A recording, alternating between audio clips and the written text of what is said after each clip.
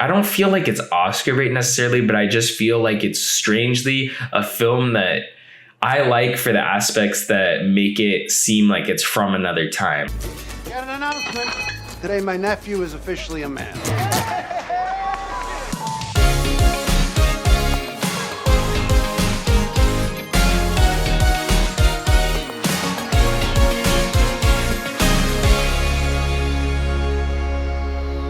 What's up, YouTube? It's Drive By Movies coming at you with another episode of Fresh Releases. My name is James. My name is Blaze. And today we are checking out The Tender Bar.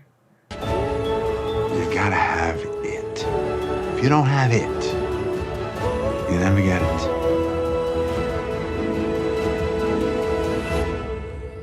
And I say you got it. Amazon Prime's The Tender Bar is directed by George Clooney, and it is about a boy who grows up on Long Island and seeks out his father figures among the patrons at his uncle's bar. So, James, this was kind of like a sleeper pick. I feel like I haven't really heard too much about this film, and just all of a sudden it got released on Amazon Prime. It's directed by George Clooney, starring Ben Affleck, has Ty Sheridan in it. Pretty good cast. It seems like it almost, I wouldn't say it got dumped, but it just seems like it's like surprise came out, and I don't know if people are going to discover this in time, I guess you could say. Yeah, I'd say it's definitely like it's Oscar season. We're getting a lot of these movies, and if it played in theaters, I think it'd be getting a little bit more buzz. But because it went straight to Amazon, of course, the straight to streaming movies, a lot of people are kind of overlooking them and stuff. I know that the heavy hitters that everyone's talking about are Tick Tick Boom, being the Ricardos, and this is definitely a movie that it's directed by George Clooney. Ben Affleck has a lot of respect these days from the Academy and stuff, so this movie normally would be getting that attention. But I'd say it's being overlooked. I don't really know anybody talking about it and stuff, and it's got all the right pieces. It's a movie I really liked, but it's that kind of movie that we kind of bring up thousands of times on here, where it's it's good, but it's just kind of an Oscar bait movie. However, though, there's a lot more going into it though that I actually would like to praise. But what are your thoughts on it? So yeah, I enjoyed the film. I actually really enjoyed the film, but I kind of agree with you on the same sense of I don't feel like it's Oscar bait necessarily, but I just feel like it's strangely a film that I like for the aspects that make it seem like it's from another time. It's just got this nice narration. It's got these little vignettes. The soundtrack's fucking killer. And then it just doesn't seem like anything that's out right now. But for something about it, I can't put my finger on it. It just isn't. It just doesn't fit or isn't quite right. I don't really know.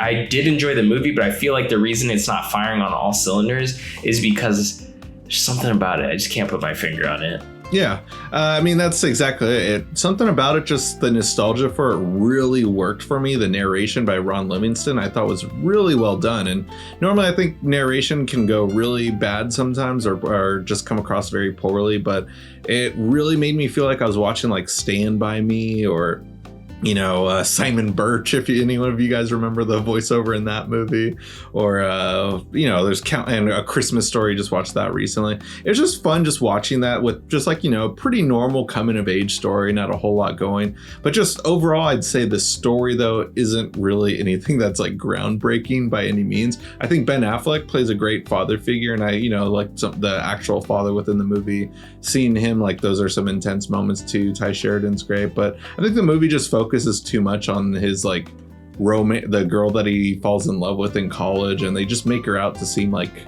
a jerk the whole movie. And while she's not treating the relationship the greatest and stuff, it felt very 500 Days of Summer. She's not ready for a relationship, dude.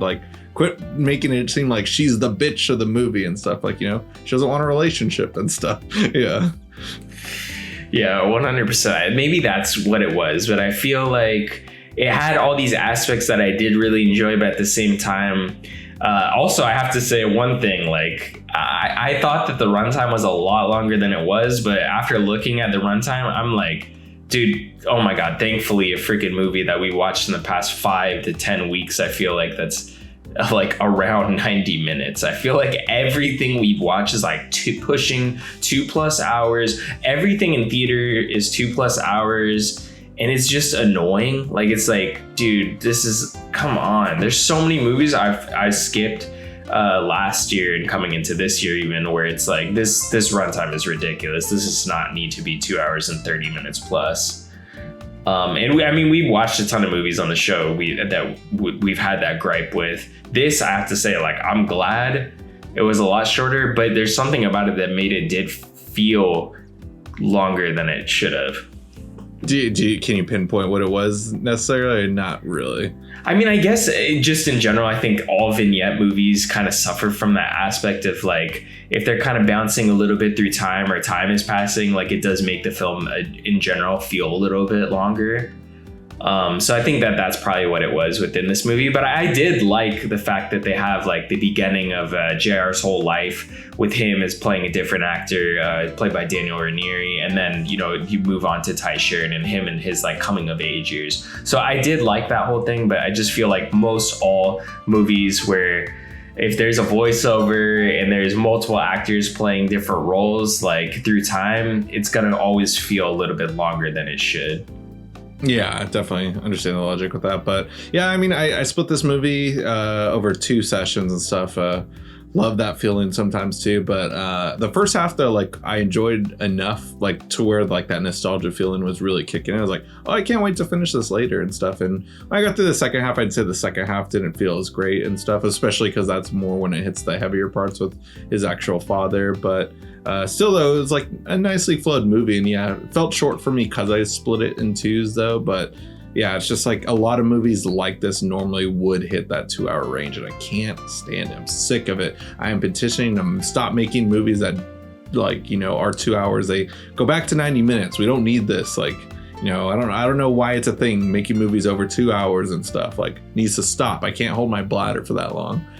It's funny too, because it's not even good for theaters. So all these films want to open in theaters, want theaters to keep going, because there's so many films recently that have been theaters only. Like, we've kind of been sticking to streaming or what's available on demand, but a lot of the films are, theaters only, but then they're pushing 2+ hours. That's not really great for, like, the theater economy. Like, it's great to have a 90-minute movie so you can put in at least probably 2 more showings throughout a whole day of that, essentially. So, pushing the 2-hour and 30-minute mark is just not sustainable for movie theaters, let alone audiences. And for the most part, there's very few movies where it's had a very long runtime, and I'm like, that was really warranted. Like, you told a way better story in that.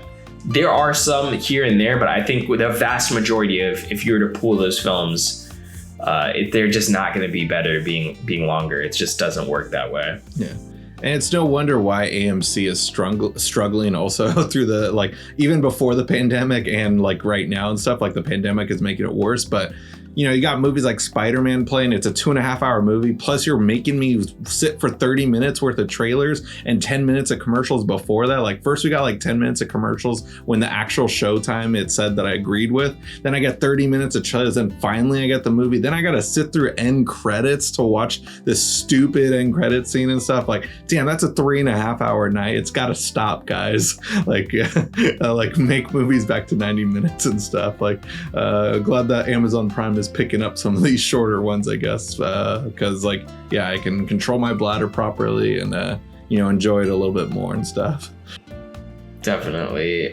So one thing I did want to bring up about this movie, I think the performances are amazing all around. Like, honestly, I think Ben Affleck does a great job. He kind of reminds you how great of an actor he is. There's a lot of those great actors that you kind of forget. Like, you're like, I know they're great, but you kind of just like all their great performances blend in. You kind of like forget about it. I feel like Ben Affleck's one of those. Recently in Don't Look Up, I feel like Leo, like, we all know Leo's a great actor, but it's just like every movie he picks is so different that you kind of forget. Even in that movie, I'm like, his performance is so different than anything that he's done, in a way that I'm like, oh, he's actually like, this is a really great performance, but you just wouldn't think of it as a great performance. But somebody I want to talk about is Christopher Lloyd. I feel like we've seen him recently through the years.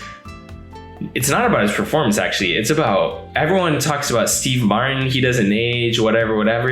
Yo, Christopher Lloyd's been the same age for like since One Flew Over the Cuckoo's Nest, I feel like. And he's just an extra or like a side character in One Flew Over the Cuckoo's Nest. I feel like he looks the same in that movie and in this movie. So it's just like, what does that guy have in him? Like, it's like the eternal fountain of youth or something. He's sleeping by it. Yeah, because, I mean, a movie that we saw recently within the last year we both checked out was I'm Not a Serial Killer, and that movie was about, I think it's a little under 10 years old, but still looked great in that movie. Piranha, when he was in that movie too, still looks great too. I think that was more within the 5 or 6 year range.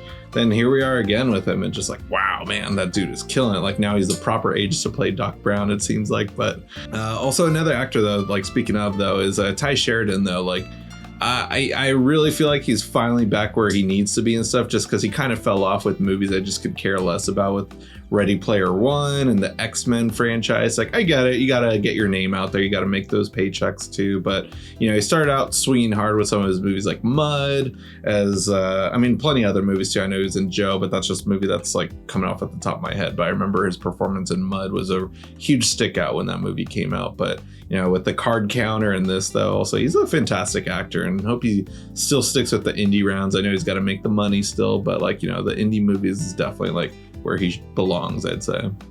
Yeah, 100%. I think he's a great actor. I think he's coming into his own again. Like you said, you know, he took time off to you know, make the big bucks. But I feel like he just needs, like, this is probably not going to be the movie in a sense, because it for some reason doesn't have the buzz. But I mean, I feel like if he just keeps pushing it, like, he's gonna get there, and you know, be in a movie where everyone's gonna be like, wow, he's such an incredible actor, because he definitely has the chops. Yeah, so, you know, I'm recommending it and stuff. It's, like I said, it's a good movie. It's kind of going to be a forgettable film. Like, I know I said Oscar bait. Like, it like seems like a movie that, like, you know, I'm glad that apparently it was a passion project for George Clooney. He loved the, like, you know, little memoir that this was based off of. So the fact that they made a movie about it, it makes a great movie. It didn't need to be a movie. I'd say nothing in this is like groundbreaking, but it's still a solid watch, a fun watch too. Like, you know, let us know what you thought about it. You can check it out through Amazon Prime. If you don't, you can rent it through there. A great way to help support us is by renting it through our Amazon affiliate link. Be sure to do that, and come back here, let us know what you thought about it with a comment. And if you guys haven't already, go ahead and smash that like button, hit the subscribe button, and click that notification bell to get all of our latest updates. Also, if you can't get enough of us here on YouTube, be sure to catch one of our social media links down below. We got Instagram, Twitter, and TikTok down there. Be sure to check it up and keep in contact with us. Anyways, guys, that'll conclude this week's episode. Tune in next week for a brand new episode of Fresh Releases.